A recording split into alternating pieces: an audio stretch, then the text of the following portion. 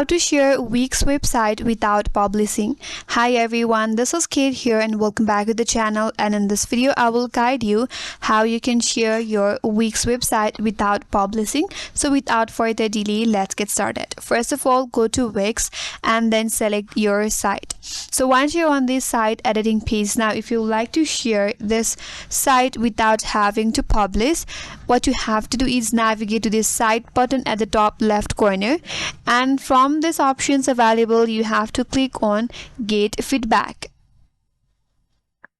Then that will generate a link on your interface. Here you have to copy the link, and once you share this link with someone or with other people, they will be able to view your website and will be able to comment on your site, from where you can get the feedback from, but that will not publish your web or the Wix site.